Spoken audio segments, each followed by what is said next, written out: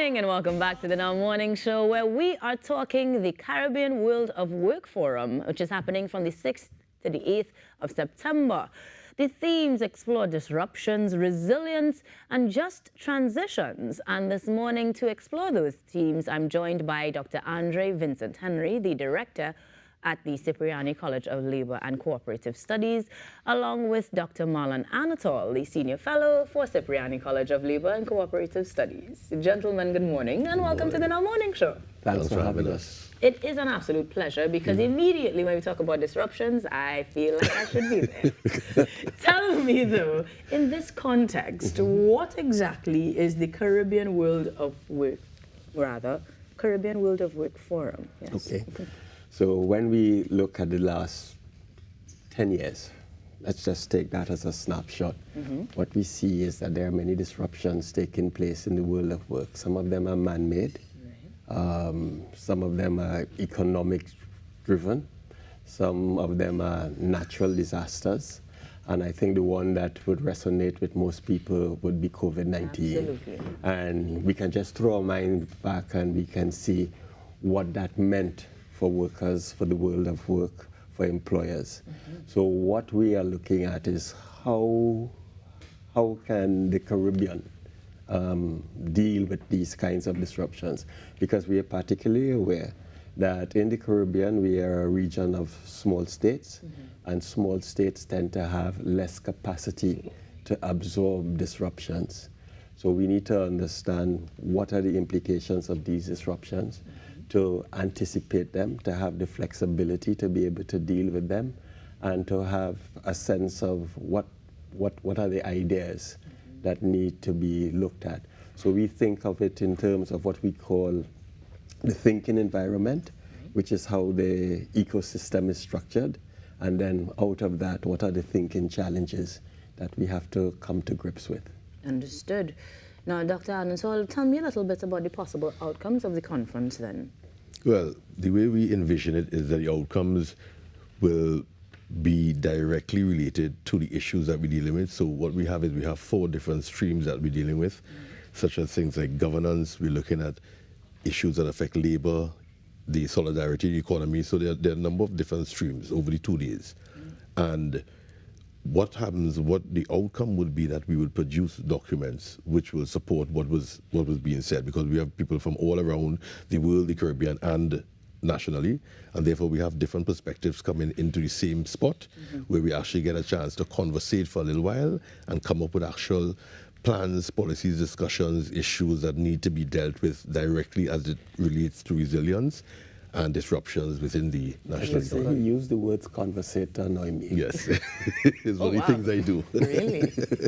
Well, we'll get to that because it is culturally something we do though. Yeah. We talk a lot and so not necessarily following up with action. And so it's nice to hear that the goal is ultimately a plan. More specifically, how does it align with the college's strategic plans though and goals? Well, I'm glad you raised that, because one of the things we always say is in Trinidad and Tobago, I think we are the inventors of rubber talk. Oh boy. And we do so many things based on how we feel at any point in time. So one of the things, particularly driven by Marlon as an expert researcher, is that we want to find solutions that are evidence-based, that are based on fact, based on what we can observe, based on good practice, rather than just saying this is how we feel at the point in time. So at the college, one of the strategic directions we've taken is that, given our mandate, where we are supposed to be educating workers and the more vulnerable in society, what we want to do is we have identified the cause of social justice, and we base our work in social justice in the ILO Declaration on Social Justice, which is actually the ILO Declaration on Social Justice for fair globalization. Because what we see is, as the world becomes smaller and all of the kinds of threats that workers face and the less vulnerable and the more vulnerable face, is that there needs to be a clearer understanding of what the issues are. So what we seek to produce is to produce what we call knowledge products and knowledge services that are made readily available to the world of work, so that, for example, if someone is, if there is an issue, say, of health and wellness in the workplace, we want to produce some solutions of how you can address that through policy, through good industrial relations practice, etc.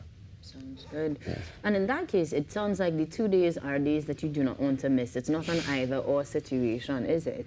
Well, actually the 2 days are packed because over the course of the 2 days, we have 4 sessions each day, but those 4 sessions are in the 4 streams that Marlon talked about. So really what you're going to have is 32 presentations, or 32 panels over the 2 days. And each panel is composed of at least 2 persons.